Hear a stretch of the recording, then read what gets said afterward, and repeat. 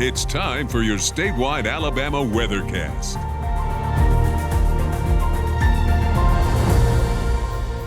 Good morning, I'm meteorologist Drew McCombs with the Alabama Weather Network, and this is your morning statewide forecast update. And we've got our Skywatcher pictures, beautiful shot here from Sandra Kirkwood and New Market. We've got some nice clouds there with the sun shining through, maybe a few showers there in the distance. And then that was from yesterday. This is from this morning. Daniel Harbin in Trenton had this shot of some fog in his area. There's a dense fog advisory in the northeastern corner of the state this morning. Some fog in some other spots as well, but this was the thickest of the fog there, but kind of a cool shot there from the Paint Rock Valley. And again, in the northeastern corner in Madison, Marshall, Jackson, and DeKalb counties, we've got a dense fog advisory until 9 this morning, so just a little bit less than an hour left on that. Elsewhere, nothing else happening really. We've just got some sunshine to start off with a few scattered clouds in the southeastern portion of the state. A few showers were around, just a few specks on the radar there near Dothan recently, but those seem to have fallen apart, and we're starting off very calm this morning. And it's pretty nice in places like Florence. It's 67 degrees, and the dew point is 58 degrees, so it's a fairly crisp morning out there, blue skies, and beautiful kind of semi-fall-like feel here. We're not super cool yet, but pretty nice considering what we've had here in the most recent times. Huntsville's looking pretty nice as well. Atop Monte Sano, it's blue skies, and it's 73. Further to the east, not as much dry air has filtered in quite yet, but it's still drier than it was before the front passed through over the last day or two. As we continue down towards the south, Mount Cheaha, beautiful view as usual. Might have a few patches of fog out there, but otherwise it's just blue skies above that and 69 degrees there, and dew point's a little bit lower as well up at the elevation there. Hoover looking good at 71 degrees under blue skies and a little bit of a breeze out of the northeast. Occasional gusts higher than just a few miles an hour, but generally still pretty calm out there. The fog in Abbeville, there was more of that in Abbeville earlier this morning. It started to mix out a good bit, so just a little bit of it left, but you can see blue skies above that at 68 degrees. And again, the dew points are not quite as low further to the south, so but still pretty comfortable comparatively. And Fairhope looking beautiful there, looking out over the bay. It's 72 degrees there with a little bit of a breeze, and but again, the flag's not moving a whole lot there, so it's just fairly minimal. And lastly, Gulf Shores at the coast there, it's 74 degrees, beautiful beginning for the beaches there. It's just really nice out there. Got a little bit of a breeze out of the northeast at around 7 miles per hour. All right, so as far as our low temperatures this morning, we got into the upper 50s in a couple of spots. Black Creek, Vickville and Black Creek, who's one of our cooler spots typically, got down to 59. Steve Jones and Heflin got down to 61, and same thing for Angie Thompson and Aniana. Brent Wyatt and Morris got to 62, and Susan Campbell and Anniston hit 65. So definitely a little bit cooler morning than we've seen here recently. And looking at those lows that we've seen, just a sampling of a couple of spots across the state over the last month, since we're getting close to the end of September. Started off the month relatively cool in all those blues you see there for the low temperatures, but the last week and a half we've trended warmer, although we do think probably today would be more of an average or below average reading that we're getting this morning, but has been warmer here recently to end the month. Same thing if you look at Montgomery, except a little bit more cooler or below average there. It lasts a little bit longer into the month before starting to become a little bit closer to average and above average here in the last week or so.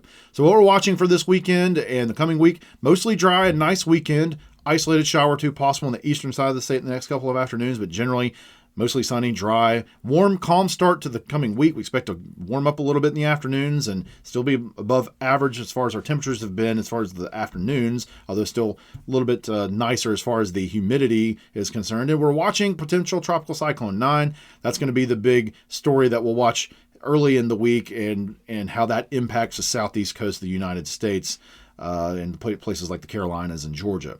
Here's our temperatures right now across the state. We're in the 60s mostly. It's 63 in Hamilton, 64 in Coleman. It's upper 60s towards the south, 68 in Andalusia and Geneva, and Gulf Shores is the warm spot. It looks like it's 72 degrees. Dew points, again, not a massive air mass change like we might want to see as we get into fall here, but it's still a little bit drier than it has been before the cold front passed through. So upper 50s, low 60s in the northwest corner, and then mostly 60s further to the south. Even got down to even 64 in Thomasville and Chatham, but a little bit more moisture down towards the southeast and right there along the coast.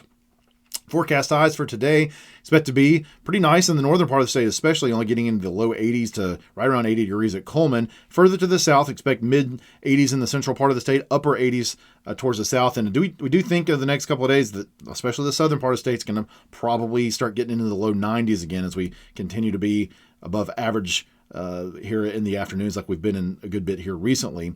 Here are your rain totals for the system that came through the last several days, and a good portion of the state got some soaking rain. We got over an inch in many spots, over 2 inches in some spots like Gadsden hitting 2.4 inches, Auburn hitting 2.9 inches.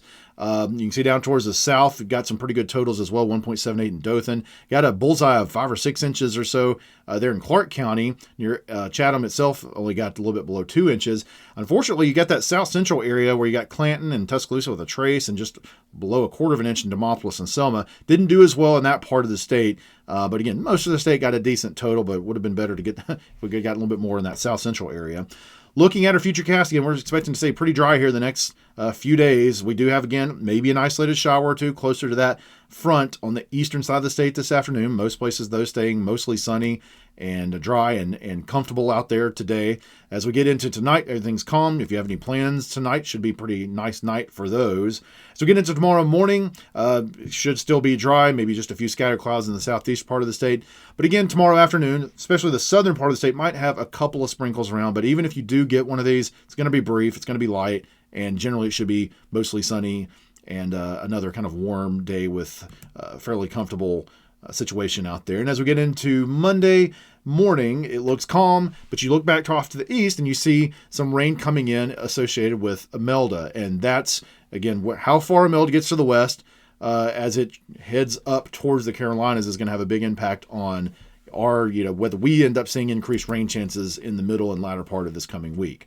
Speaking of that, here is our look at the tropics. You can see on the east side or the right-hand side of this image, you've got a very strong-looking Hurricane Humberto, which is a Category 4 hurricane at this point. And then on the left-hand side of the screen, kind of sitting over eastern Cuba, parts of in the Hispaniola, you can see that we've got potential tropical cyclone 9, looking fairly disorganized at this point, but it's starting to get itself together, and it's got a very high chance, and it will become a tropical depression or tropical storm here over the next 24 hours or so, pretty much for sure.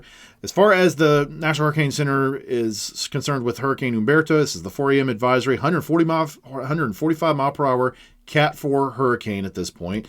The best thing about this is that it's going to, even though it will become a Cat 5 likely in the next day or so, it will be turning away and not impacting the U.S. In fact, it will go west of Bermuda. Now, it will have some impacts, probably some tropical storm force winds and some heavy surf and things like that at Bermuda, but not a direct impact there either. So, a good thing about this strong hurricane is that it will not be making landfall in the U.S. However, there's a lot more uncertainty with potential tropical cyclone 9 here. You can see this is the 7 a.m. advisory, so not a tropical storm yet. It's got 35 mile per hour sustained winds. It's moving to the northwest at 7 miles per hour. And as we move into the forecast of it, again, there's still some uncertainty here of how this is going to evolve, especially once we get 3 or 4 days out. It should steadily strengthen into a tropical storm and then eventually into a low-end Category 1 hurricane as we get into Monday and Tuesday of next week. The big question is, does it make landfall? Does the eye actually cross the coastline and somewhere in the Carolinas likely from places up, from Savannah up through Charleston, Myrtle Beach, Wilmington, those kind of areas? Will it make a landfall or not? A lot of the models are starting to move towards the solution of it not actually making landfall and being kind of turned away and moving to the east eventually. However, it does appear pretty likely that it's going to get close enough to the coast that it's going to have at least major rainfall impacts for the coastal Carolinas and parts of eastern Georgia as well. And again, if it gets a little bit further to the west, then it would have a little bit better chance of enhancing our rain chances a little bit as we get into latter part of next week, but not in a really massive way. Now, here's a look at your 7-day forecast for North Alabama. So again, today looks really nice. Highs only in the low 80s. Very, very small chance of any sort of shower, mainly on the eastern side of the state, if anything. And then a little bit warmer for tomorrow, but still a really nice day so the weekend looking great. And as we get into the early part of next week, warming up a little bit more, but not too bad. And again, we'll have that very small chance of a few showers that we're leaving in there as we get into middle part of the week. And again, we'll just kind of have to fine tune that based on what happens with Imelda once it forms. And as we look at South Alabama, Again, it should be a pretty nice day out there, and highs into the upper 80s. Very small chance of a shower or two in the eastern side of the state. And then Sunday, a little bit warmer. And again, as we get into the early part of the week, we're not showing it here, but we certainly think we could have a few places getting into the low 90s inland, not maybe around the coast as much, but kind of in the inland part of South Alabama. Again, and then again, rain chances will be kind of variable as we get into middle and latter part of next week, depending on what happens with that potential tropical storm. Well, that is your forecast update for the state for now. We'll have another one coming up later on the Alabama Weather Network.